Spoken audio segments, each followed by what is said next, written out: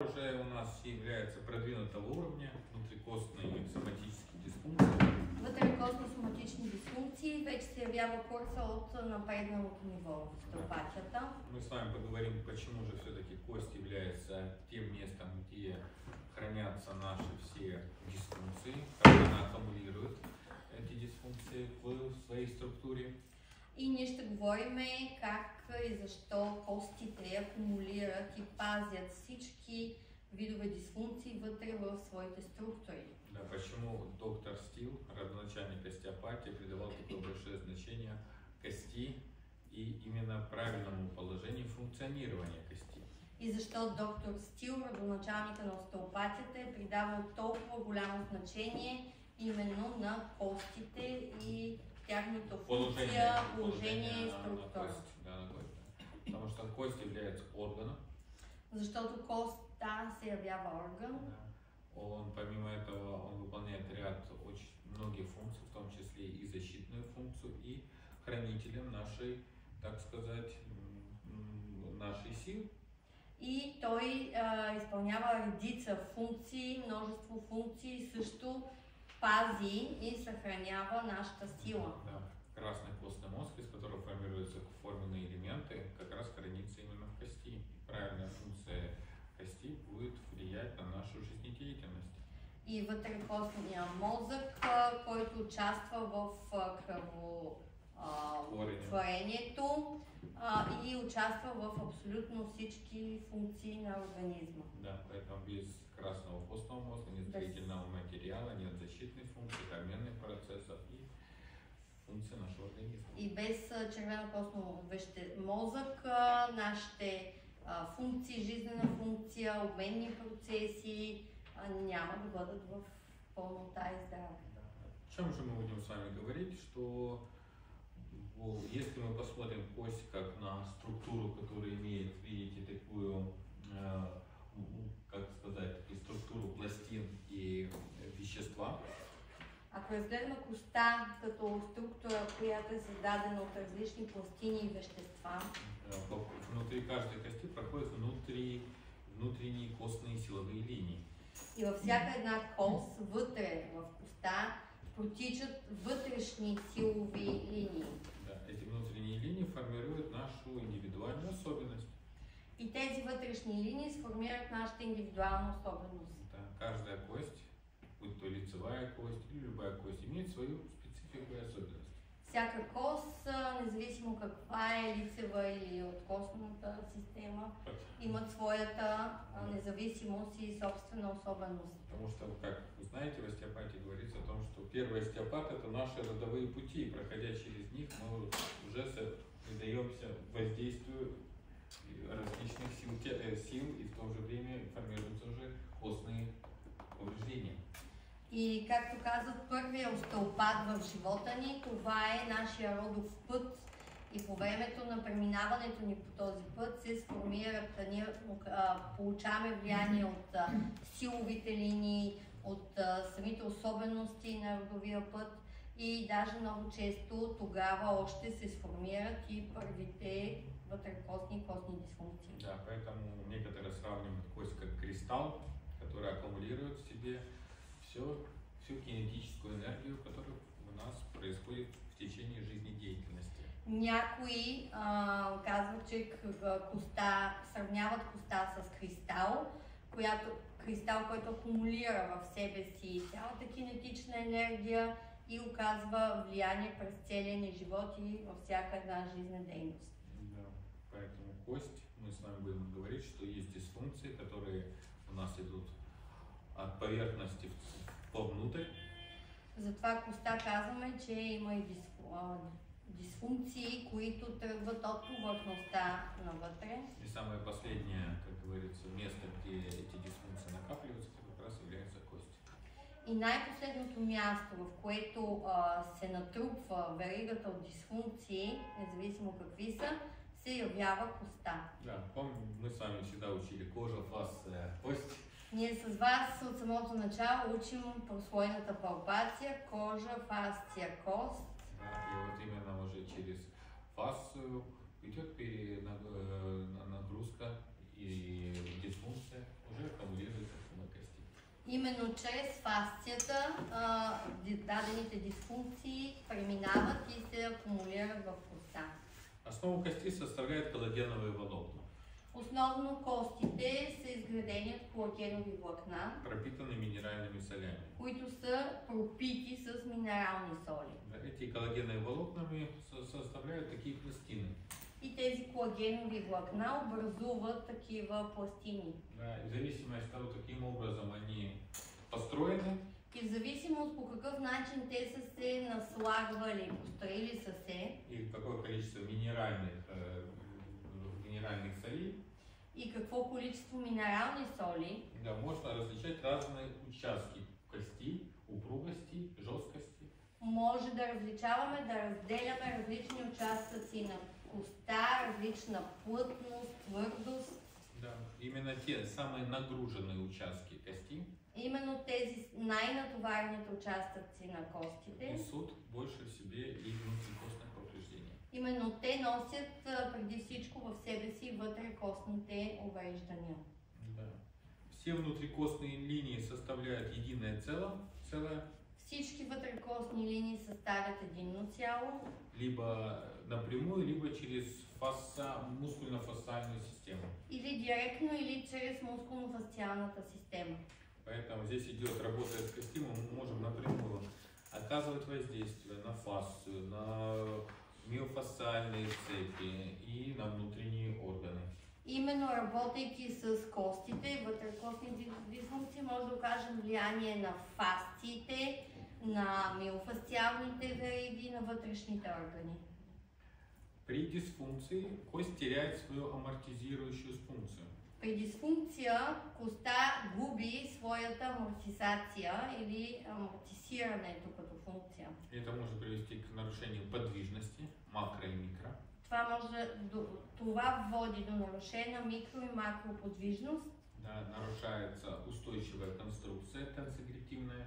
Нарушава се устойчивата конструкция тансенгрити.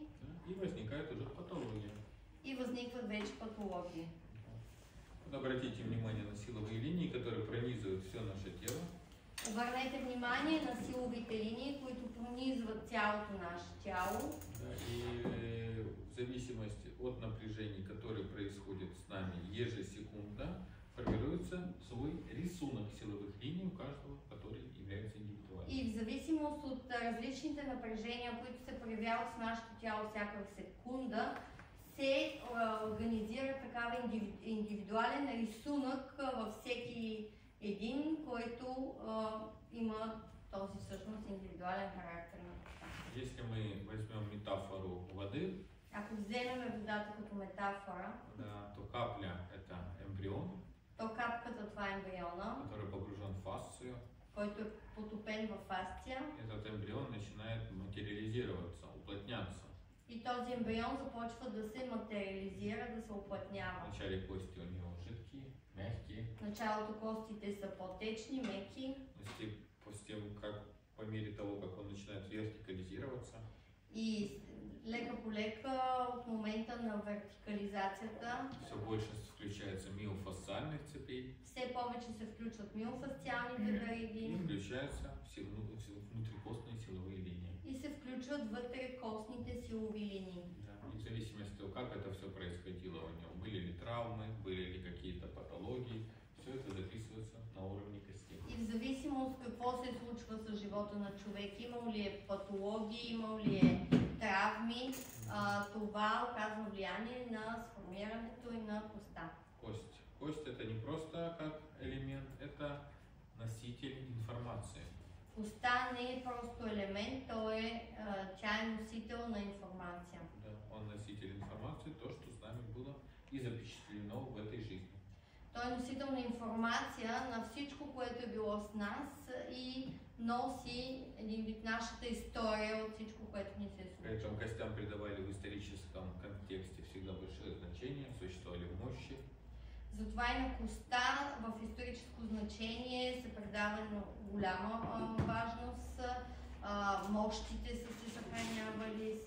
Да, в даосской традиции считалось, что кость является хранителем бессмертия природной. Даоистката традиция традиция е смятала, че коста пази и се явява безсмъртието. Поэтому были практики дыхания кости. Затова имало практики за дишане на костите. Да, поэтому кости во всех и также традициях связывались с различными сакральными элементами. Затова и костите в различните традиции са ги свързали с различни сакрални елементи. Да, поэтому даже основатели остеопатии всегда его изображают на рисунке с феморалис или с бедренной кости. Затова и основателя на остеопатията на снимки и рисунки винаги са го изобразявали с ос феморалис или бедрената кост. Да, потому что кость это та структура, это как наша кость, которая нас носит всю жизнь. И за това коста е тази структура, нашата ос, която ни пренася през целия живот. Итак, видение. Жизнь в теле проявляется наличием определенных ритмов. И така въведение, живота в тялото се проявява чрез наличието на определени ритми. Один из ритмов, вы знаете, это крайне-сакральный ритм. Един от ритмите вие добре познавате, крайно-сакралния ритъм. Да, другие есть мотильность, мобильность, орган. В органите имаме мотилност, Собственное мобилност, движение. собствено движение на Да, когда мы органите. ходим, мы подвигаемся мобильности. Когато се движиме, става чрез мобилността. Да, все в теле дышит. Всичко в тялото диша. Да, все впитывает в себе эссенцию жизни, Всичко впива в себе си есенцията на живота, которая нас окружает везде. която ни обгръща от всякъде и Да. навсякъде. И вот это дыхание жизни пронизывается и проходит через наше тело. И това дишане на живота ни пронизва и преминава през цялото тяло. Она имеет вид крайне-сакрального ритма. Има форма, Форма, явява се можно под сказать, формата на крайно-сакралния Дыхательная ритъм, волна, которая... дихателния ритъм, Которая- дихателната вълна, Да, сърдечния. сердечный ритм, свой эндоритмы, каждый орган повторяет это движение. Сърдечния ритъм и всеки орган, неговия ендоритъм повтаря всички тези движения. Поэтому спираль это универсальная модель. Това и спиралата е един универсален модел. Вы если посмотрите на кость, она также имеет практически форму спирали. И ако разгледате коста, практически тя има спираловидна форма. Тя е отстъпена Вы спираловидна. никогда не увидите прямую и кость. Никога няма да видите една права, директна и с точна Да. форма кост. Потому что спираль это универсальная форма. Защото спиралата това е универсална форма Да, на эта форма, сътворение. да, эта форма амортизирует и адаптирует нас под действием силы гравитации. И тази форма помага за амортизиране и ни поддържа, противопоставя се на гравитационните сили. Да, поэтому спираль пронизывает все живое. Затова и спиралата пронизва всичко живо Будь и то изгражда храносмилательная всичко. система, Живо. будь то артерии. Било то храносмилателна система, артерии. Да, и кость не является исключением, присутствует принцип построения спирали. И коста не се явява като изключение и също присъства в тялото на принципа на спиралата. Что это значит, что кость может как сжиматься, так и растягиваться. Това значи, че коста може да се разтяга и да се свива. Да, то есть они могут как собирать, так и отдавать энергию. И тя може както да акумулира, да събира, така може и да отдава енергия. Да, поэтому и это все проявляется в нашей жизнедеятельности, в И нашем всичко движении. това се проявява в нашата жизнедеятелност, дейност и в нашето движение. Так, давайте посмотрим движение, что такое кость как орган. Да разгледаме какво е това коста като орган. Почему именно кость называют орган?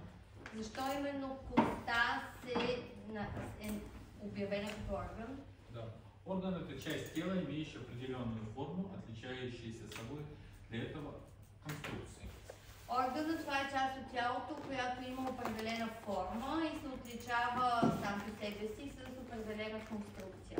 Занимает определенное место, Взема определено място да, и выполняет характерную для этого органа функцию. и изпълнява характерна за дадения орган функция. Да.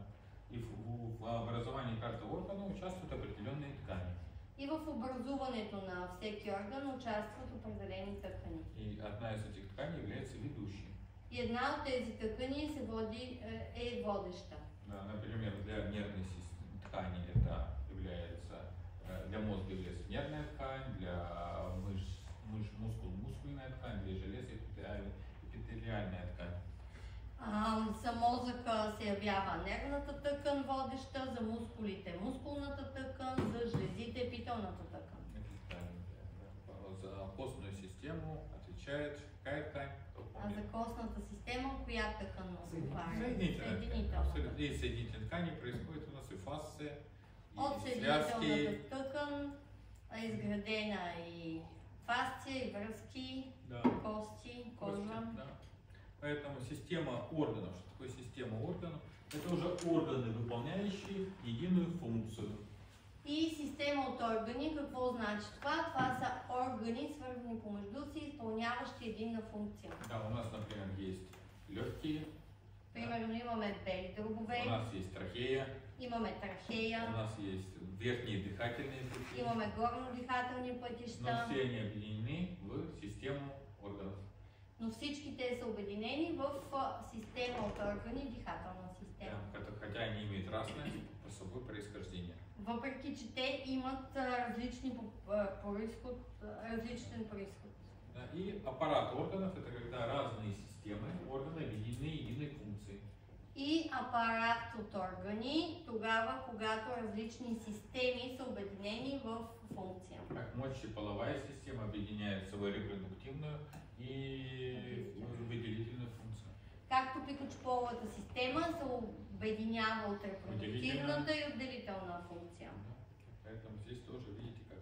В этом и различие, что такое орган, что такое система органов и что такое аппарат органов. И това е разликата какво е това орган, какво е система от органи и апарат от органи. Да. То же самое опорно-двигательный аппарат. По същия начин опорно-двигателния апарат, да, с которым мы все работаем, он включает в себя скелет, соединение костей и мышц. С който апарат всички работиме. Той включва в себе си скелет, съединителни кости и мускули. Соединение костей посредством у нас идет суставов, связочного аппарата. Съединението на костите чрез стави и свързочен апарат. Да. Его основная функция – это сохранение тела и его частей в относительном покое и изменении их положения в пространстве, преодоление гравитационного въздействия. И функцията на опорно-двигателния апарат е запазване на тялото и неговите части в относителен покой, да може да променят положението си в пространството и да преодоляват гравитационното поле на Земята. Да, я вам хотел еще сказать, что даже нозология заболеваний, они относят точно так же заболевания самого органа, заболевания системы органа и также заболевания конкретной ткани органа. И в класификацията на заболяванията си има отделно заболяване на органите, заболяване на тъкани на органите или на система от органи. Да, как, например, плеврит, да? Например, воспаление плевры, да? Это что? Это соединительная ткань, которая обвивает белая дрожь, да, белая дрожь. Например, плеврит, какво е това? Възпаление на съединителната тъкан, която обвива органа. Да, трахеит, опять-таки, и поэтому... Трахеита също е. Все они относятся к заболеваниям дыхательного аппарата. Независимо, че има отделни наименования, ринит, плеврит, трахеит, те са, обаче всички те се отнасят към заболяване към определена система. Поэтому это важно понимать для классификации системы органов и системы. Затова е важно да се разбира класификацията и системата, органите, системата от органи апарат. Скелет, или от греческого сухой, высохший, сухой. Скелет или от гръцки превода значи сух. Сух, да. Изсъхнал. Да. Изсъхнал. Это совокупность соединений между собой костей, образовавшихся в теле человека в твердом основе. Това е съвкупност от съединения на кости между себе си, образуващи тялото на човека и създаващи твърдата ос. Да. Выполняет функции опорная, формообразующая, двигательная, защитная, кроветворная, обменная и антигравитационная. Има множество функции: опорна, формообразуваща, двигателна, защитна, кръвотворна, обменна и антигравитационна. Да, то есть все это за счет нашей, опять-таки, скелет. И това всичкото е благодарение на нашия скелет. Да. В человеческом скелете взрослого насчитывается около 207 костей, по другому анатому Геркулю 228. Човешкият скелет при възрастен човек се наброява 27 кости, извинявам се, 207 кости, а спрямо друг анатом Геркулю, смята той, че са 228. Да, может быть у кого-то есть дополнительные кости, кто-то включает подъязычную кость в эту классификацию, кто-то нет. Почему эту кость могут не включать в классификацию? При някои хора може да имат и допълнителни кости като аномалии, някои анатоми включват подезичната кост, също я броят, други пък не я смятат за такава. Почему? В чем особенность подъязычной кости? Каква е особеността на подезичната кост? Не се захваща нито. Нет твърдое съчленение. Няма твърдо съчленение, няма и връз. Она держится в рысах и мускулах. Да. Държи се благодарение на мускули и връзки няма и стави. Да, также могут относиться к ним как слуховые косточки. Също в тази класификация по същия начин се отнасят и слуховите костички. Да, и есть еще такие как все самовидные кости. Има още, аз не знам как се превежда. Сезамовидно. Да. Сезамовидни. Да, это кости, которые находятся в самом сухожилии. И това са костички, които се разполагат в самото сухожилие. Иногда могут они уплотняться настолько сухожилия, что может формироваться кости. Сухожилията до толкова могат да се уплътняват толкова силно, че дори биха могли да сформират кости. Да, поэтому если там накапливается сильное напряжение, то структура превращается опять-таки в лед, как вода превращается в лед. И ако там се натрупва силно напрежение, структурата се уплътнява, така както водата се превръща в лед. Много чувств. Така, кость является органом, так как обладает всеми характеристичными признаками. Костта се явява орган, защото има всички признаци и характеристики на орган. Определенная форма, строение, функция, развитие, положение в организме происходит из нескольких тканей. Определена форма има строеж, функция, развитие, положение, правилно определено в организма и е построено от няколко тъкани, Да. предимно от костна тъкан. Да, соединительная ткань, да. Да. Опять-таки в кость входит и жировая, масляная ткань. В коста също имаме и масна тъкан. Да. Да. Давайте теперь рассмотрим, что же собой представляет кость. Да разгледаме какво само по себе си представлява коста. Это у нас химический состав кости взрослого человека, 50% вода. При химичния състав на възрастен човек имаме 50% вода. То есть идет, видите, как здесь 15 и 75 это жир, масляные слои. 15,75% имаме мазнини, маслен слой. 20 это неорганические вещества. Около 22% неорганични вещества. И 12,4 это органические вещества. И 12,4% органични вещества. Да. Помимо этого, да, вещества неорганического типа, разные соли. Веществата от неорганичен тип са различни соли. Органический состав это у нас в основном коллаген. Органичният си състав основно е от колаген. Да, а также у нас почти 120% белков содержат неколлагеновой природы. А също 20% от белтъчините имат неколагенова Да. природа. Какая функция кости? Каква е функцията И на коллагена в том коста числе. и на колагена в това число? Да. Что делает коллаген? Какво прави колагена? Как скелет играет. Здравина. Эластин делает Здравина. эластичность, да, а коллаген он делает стойкость. Устойчивост прави колагена, здравина и създава опора. Да, видите, коллаген, да, он, видите, размещен в таких вот структурах. Колагена се намира в Такие такива костные подобни цилиндры. структури, наречени костни цилиндри. Да, да, поэтому здесь с одной стороны сохраняется как устойчивость, и есть идут такие пластины. От една страна създава устойчивост, а около него се разполагат пластините. Да, они работают как раз на сжатие. А те работят за пристягане. Да, поэтому будет формироваться, да. Если кость подвергается действию соляной кислоты, Ако коста се подложи на въздействието на солна то киселина, минеральные вещества будут растворены. то минералните вещества ще се разтворят, А вот органические сион останутся. а ще останат органичните вещества. Они сохранят форму, но будут чрезмерно гибкими. Те ще запазят формата, но ще бъдат супер гъвкави. Это характеризуется для маленьких детей, у которых высокое содержание сиона. Това е характерно за малки деца, при които има високо съдържание на осеин. Поэтому у них кости очень подвижные, гибкие. При тях костите са по-подвижни, по-гъвкави. Но когда теряется органическое вещество, минеральное, например, если да, кость обжечь, то она сильно становится хрупкой. Ако се изгубват органичните вещества, то това ще води до силна чупливост на костите. Да, да. То есть такие изменения в составе кости происходят в старости.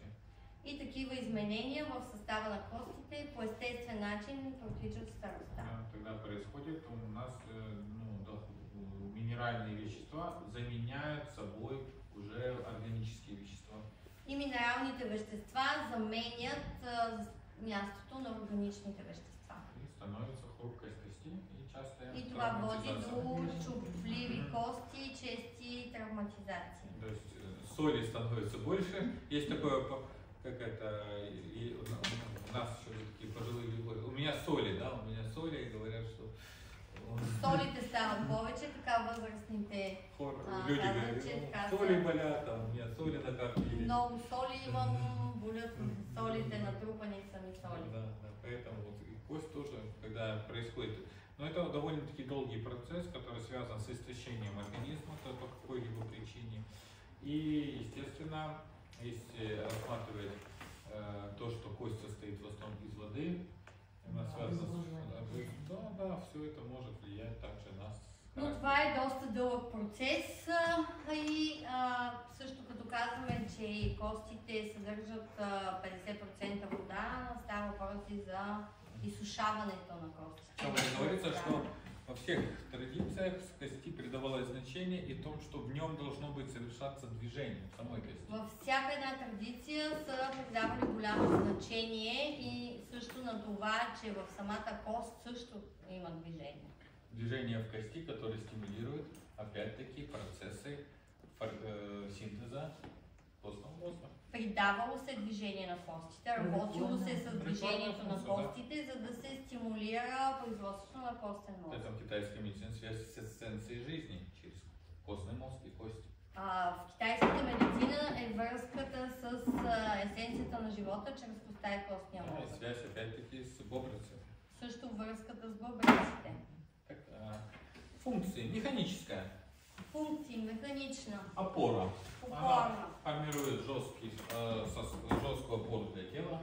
Сформира плътна опора за тялото. Также здесь прикрепляются у нас мускулы, Към тази лигаментом. опора се захващат лигаменти, мускули. Да, и кость у нас чем покрыта еще? Какой такой И фасцией? Как это гъвкост. Переост, да. Фасция кости. Коста е покрита, има обвивка, покрита е с фасция на коста, периост, И причем надкостница. период надкостница управляет питанием кости. И всъщност периоста и надкостницата управляват храненето на коста. Да, то есть, грубо говоря, у вас есть такая капсула с каким-то ампула, с каким-то питательным веществом, и она еще защищена фасциальным слоем. Грубо казано, все едно имате една капсула пълна с хранителни вещества и допълнително тя е защитена от фасциален слой. Фасциальным слоем, да. Движение. Движение. Благодаря наличию подвижных соединений между костями, кости работают как рычаги. Благодарение на наличието на подвижност на съединителната тъкан между костите, костите също работят като лостове. Да, у нас есть мускулы, есть лигаментумы, которые, что и сухожилия, которые приводят движение стопу. Да. Имаме лигаменти, сухожилия, Пронация, мускули, супинация, които флексия, привеждат костите в движение. Да, Лунация, супинация разные инверсии, да, и различни движения. Защита, это она опять-таки защищает внутренние органы. Защита е една от защитните функции, че защитават вътрешните органи, Особенно наш головной мозг и органы чувств. особено главния ни мозък и сетивните ни органи. Да. Да. Рессорная и амортизирующая функция. Има амортизираща ресорна функция, Да, потому что у нас опять мы говорим, что кость не имеет прямого строения, она имеет спиралевидное строение. И стопа имеет форму арки, что создает дополнительную амортизацию при движениях.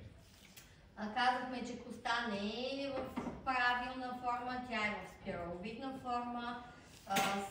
Костите на стъпалото сформират арка, не са плоски и равни, за да им могат да имат амортизиране.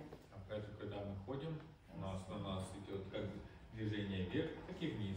И ние докато се движиме, в тялото протичат движения както надолу, така и нагоре. Есть у нас система, которая еще дополнително нас стабилизирует, это миофасциальные цепи. Имаме система, която допълнително ни стабилизира. Това са миофасциалните вериги, Лигаментозный аппарат. лигаментния апарат. Да, например, здесь идет у нас мембрана, Например, тибиально-фибиальной кости, да? тук протича мембрана, Которая за счет своего движения амортизации перераспределяет нагрузку между костями. която чрез своето движение, амортизиране, преразпределя натоварването между костите. Да. Поэтому и помимо этого есть крупные суставы. Освен всичко това имаме и големи стави, Големи стави, да, которые что тоже работают как амортизация. които също работят като амортисьори. Да, поэтому здесь да. Биологическая функция. Има коста и биологична Это функция. прежде всего кроветворная или гемопоэтическая функция. Това е преди всичко кръвотворна или хемопоетна функция. Для формирования форменных новых клеток крови. Създаването на нови кръвни клетки, костен мозък И участие в обмене веществ. и участие в обмяната на вещества. Депо солей, фосфора, кальция и железа. Депо на соли, фосфор, калций и желязо и други. Развитие костей. Развитието на костите. Мы с вами часто, когда рассматривали особенно кости черепа, говорили, что есть ядро окостенения, и вокруг этого ядра окостенения растет сначала хрящевая ткань, которая поэтапно заменяется уже костной структурой. С вас, когато разглеждахме костите на черепа на крайна сакрална терапия, разглеждахме местата на осификация или местото на гнездото на коста, откъдето започва нейното сформиране и разрастване. Да. Като първоначално около гнездото е хрущялна тъкан, която постепенно и поетапно се вкостенява. Да. В первом случае кости называются соединительно-тканные, во втором хрящевые. А в първия случай костите се наричат съединително тъкани, а във втория хрущялни. Здесь как раз видно развитие кости. Тук може да видим развитието на костите. Да, видите, в период плода у нас идет развитие соединительной ткани и хряща. Във вътреутробното развитие, в периода на плода, се развива съединителна тъкан и хрущяли. Да, потом у нас идет, заменяется это через окостенение, формируются уже костные пластинки и развивается уже как бы сама кость. След което започва развитието, сформирането на костните пластини и развитието на самата кост. Обратите внимание, здесь идет, видите, образование костной ткани. Здесь еще идет такие пластинки роста. Тук да обърнем внимание, че тук вече имаме сформирана костна тъкан, това е при новородено, а при малко дете има една запазена пластина за растеж на ръста. То есть еще варианты, да, там есть еще такая потенция к росту кости. Там това е вариант, който носи потенция за ръст на коста, за растеж на коста. Да, и когда идет интенсивный рост, видите, у нас идет именно головка кости всегда начинает расти интенсивнее, чем тело кости. И когато имаме интензивен ръст, то главата на коста много по-интензивно се развива и расте, отколкото самата кост на първо време. Да. Потом уже это все заменяется. След това всичко се заменя. Да. Кости проходят две стадии. Костите преминават два стадия. Соединительную ткань и костную. Съединително тъкана и костен стадий. Да, и вот здесь как раз видите показано, как вода, видите, как водная структура начинает постепенно окостеневать. Тук се вижда как началото е вода или по-течна структура, която постепенно започва да се вкостенява. Как хрящ, потихоньку сначала фасция уплотняется, превращается в хрящ, а хрящ превращается в кость. И първоначалната фасция лека по лека започва да се уплътнява, да се превръща в хрущял, а хрущяла да се превръща в кост. В этот момент происходит формирование уже швов черепа, соединений черепа. В този момент проистича и сформирането на шевовете на черепа. Да, и на соединение между другими костями. И съединителните елементи между другите кости. К 25 годам в среднем происходит полное, практически все процессы окостенения завершаются.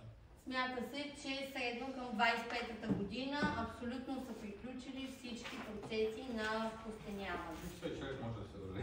И закончил. И край живота му свърши, така. Да, поэтому пока растет Като кость. почнат да се размекват. Да. Третий месяц эмбрионально возникают первичные точки окостенения. Третия месец от ембрионалното развитие възникват първичните точки на окостенение. Потом появляются вторичные точки окостенения. След което се появяват вторичните точки на окостеняване в епифизата. Потихоньку происходит у женщин с 5 до 12 лет, а у мужчин с 5 до 14 лет протекает окостенение в различных костях. При жените между 5 и 12 години, а при мъжете между 5 и 14 години става вече по-силно, бързо протичане на вкостеняването в различните кости. Да, потом идут лопатка и верхние конечности, потом идут нижние конечности и полностью окостенение грудины, ключицы и позвонков. 17-20 години има пълно вкостеняване на лопатки и 18-23 долни крайници и таз са напълно вкостенени. Это полностью, да, поэтому эти процессы, которые у нас идут. Строение костной ткани. Строеж на костните тъкани. Да, она состоит из остеокласты и остеоцитов. Костната тъкан е построена от Три типа клеток. остеокласти и остеоцити. Да. Внутреннее строение кости, посмотрите, пожалуйста. Вътрешния строеж на коста, разгледайте го, моля. Да, здесь у нас идет, видите, у нас компактное вещество лежит снаружи и губчатое вещество, которое лежит внутри. Имаме компактно вещество, което лежи от външната страна и гъбчесто вещество от вътрешната страна. Да, внутренне она сформирует такие вот, как мрежу, сетку. Вътрешното вещество сформира като мрежа, Да, и который создает такой картаз. който създава такова скеле, извинявам се, скеля основа. Да. И вот здесь как раз представлены варианты, как бы компактное вещество костной ткани. Тук може да разгледаме компактното вещество на костната тъкан. Имеет пластинчатое строение, напоминающее систему вставленных друг в друга цилиндров. Има строеж чрез пластини, което напомня системата на цилиндри, сложени един в друг. Губчатое вещество образовано тонкими костными перекладинами. Гъбестото вещество е чрез тънки костни гънки. И через них проходят линии напряжения. И през тези различни криви гънки преминава линиите на силовите линии. Мы с вами говорили, что кость у нас работает на сжатие. Казахме, че коста може да се Компресия. събира, компресия. И также кость у нас работает на растяжение. И тя също може да се разтяга. Растяжение, да. Растягане. Да. Компактное вещество. Давайте рассмотрим компактное вещество. Компактното вещество, да разгледаме компактното Да, вещество. структурная единица компактного вещества это остеон. Структурната единица на компактното вещество, това е остеон. Также сюда входит костная пластина. Тук също влиза в структурата костната пластина. Да, это тонкий пучок коллагеновых волокон. Това е тънък сноп от колагенови влакна. Здесь очень хорошо показано, видите, надкостница. Тук много добре е изобразена надкостницата. Через надкостницу у нас проходят артерии, вены и нервы. Чрез надкостницата преминават артерии, вени, Как вы нерви. с вами такой футляр для костей. И това е като един кълъв за костите. Да. Следующее у нас идет, видите, такое компактное вещество в виде цилиндров. Следва под надкостницата едно компактно вещество под формата на цилиндри. Да. А более у нас идет внутри, находится у нас не уже губчатое. По вътрешния слой се разполага гъбестото вещество. И в самом центре кости находится костный мозг. И в самия център на коста се разполага костния мозък. Да, поэтому я говорю как ампула, Това ви хранительная казвам ампула, като една которая не... хранителна ампула. Да, поэтому видите, все наше лекарство на самом деле находится у нас самих.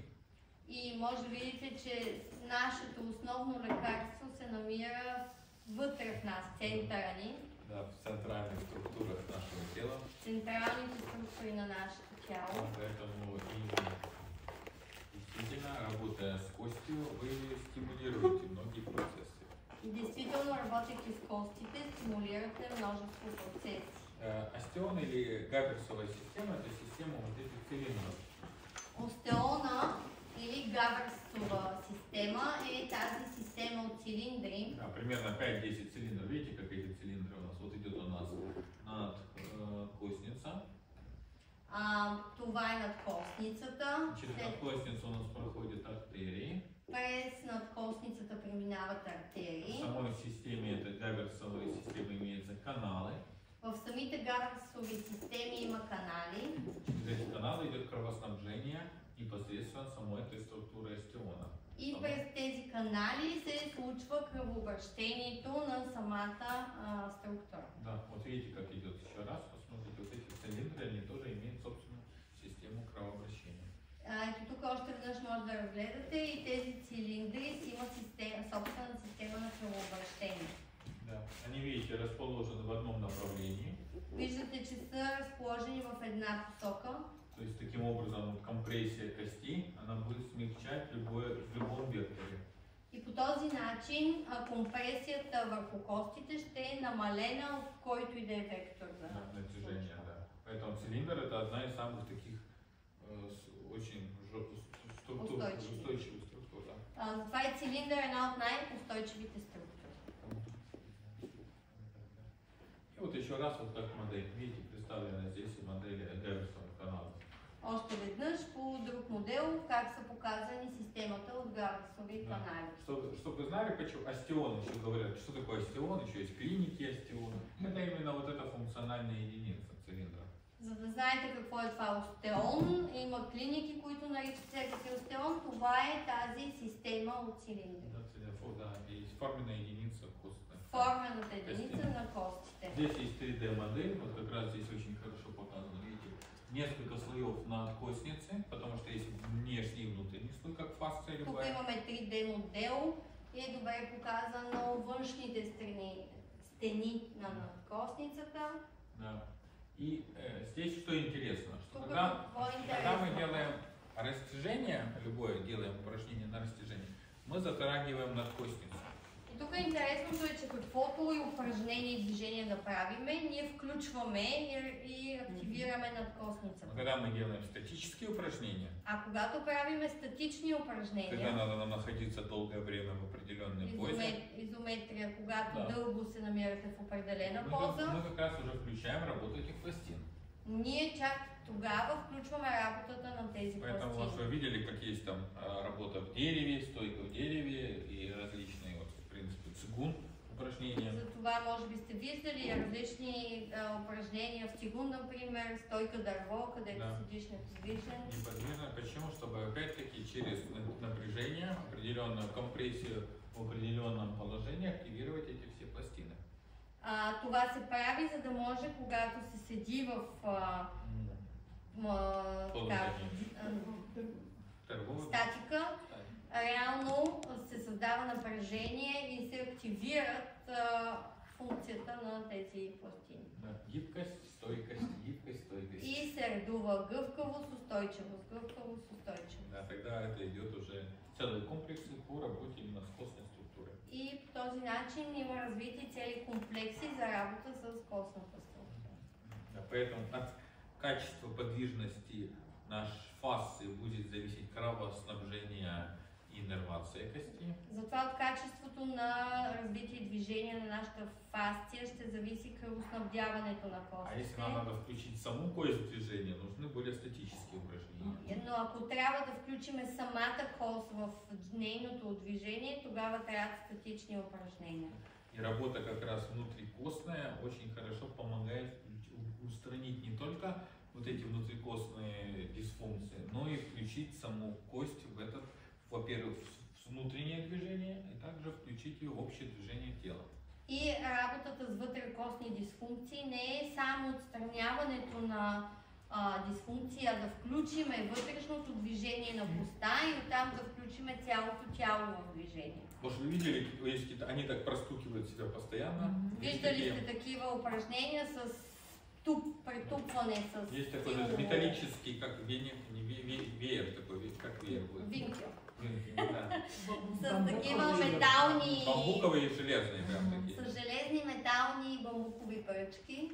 Как раз и включают, вот таким образом идет активация именно костной. И по този начин именно се активира костната структура. Купчатое вещество. Гъбесто вещество. Она формирует такие как это сказать, Под формата като мрежа с най-различни пластины, криви пластини, которая находится и которая обволакивает тот цилиндр, где находится уже костный мозг. които обвиват този цилиндър, в който се разполага костния мозък.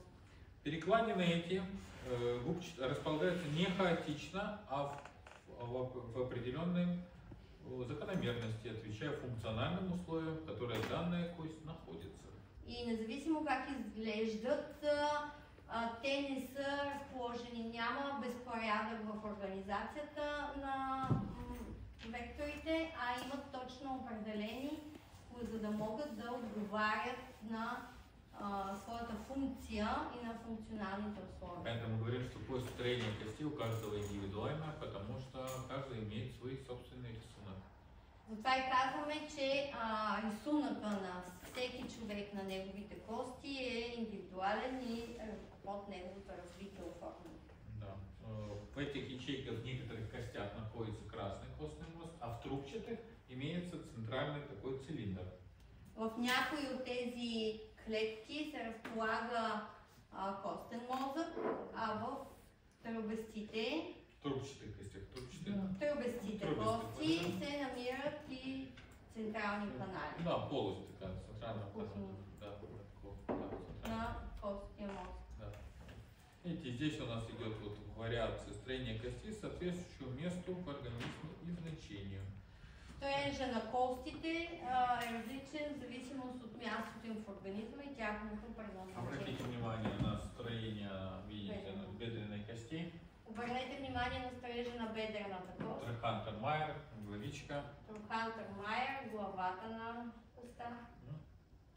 Перераспределение силовых линий.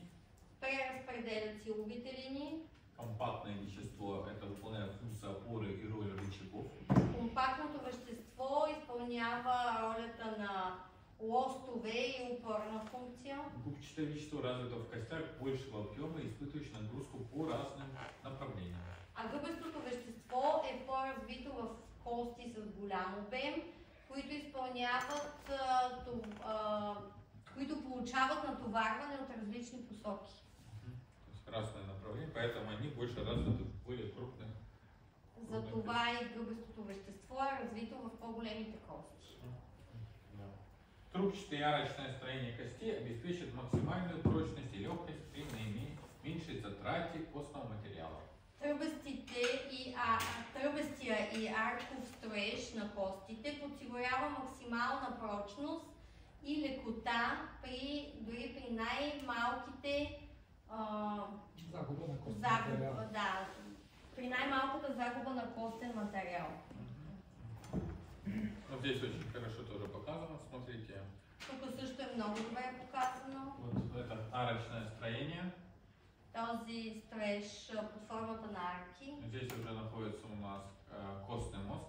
Костният мозък се разполага в центъра. Да. Да. И здесь идет вот, это у нас идет хрящ, который формируется. Чаще всего хрящи у нас формируются, где идет у нас соединение с суставной поверхностью. И повърхностно сформирането на хрущяла, най-често имаме хрущял там, където има среща на повърхностите на кости. Да, выпирающая это эпифиз, более переходит в тело, это диафиз. По външната част като обвивка епифиза, по вътрешната диафиза. Поэтому эпифиз у нас развивается и растет, и здесь как раз видите больше этих ячеек, потому что здесь на головку идет больше нагрузка. Епифизата има повече такива клетки, кутийки, защото там има по-голямо натоварване. Видите, здесь упругость кости ежеминутно подвергается испытаниям при всевозможным механическим воздействиям. И плътността, дървината на костите ежеминутно са подложени на изпитание от най-различни механични въздействия. Череп, упавший на пол с высоты человеческого роста, обычно не разбивается. Череп, падащ на пода от височината на човешкия ръст, обикновено не се разбива. Да, в момент удара он деформируется, но тотчас в силу упругости возвращается к прежней форме. В момента на удара самия череп се деформира, но много бързо тази плътност дървина се възвръща към предишната си форма. Да, череп очень показателен тем, что человек часто ударяется. Черепът е много показателен, че човек често се удря. Да, и череп чем еще показателен, потому что зубочелюстная система, есть анализаторная система, которая делает определенные дополнителные внутрикостные напряжения. И също при черепа специфичното е, че имаме зъбно-челюстна система, система от анализатори, които създават ежесекундно напрежение. Поэтому воздействие, да, поэтому всегда происходит механизм адаптации. Затова и през цялото време тече и механизма на Помимо адаптация. костной структуры есть еще связочный аппарат, мембраны взаимного натяжения, есть еще дуральная труба, ликварная система, которая создает дополнительную амортизацию. Освен костите на черепа, отделно имаме свързваща система, дурална тръба, мембрани за взаимно натягане, които работят като амортисьори. Да, поэтому кость сама по себе является очень интересной структурой. Затова и костта сама по себе си изключително интересна структура. Да. Давайте даже больше перерыв. Да. 10 минут. 10 минути.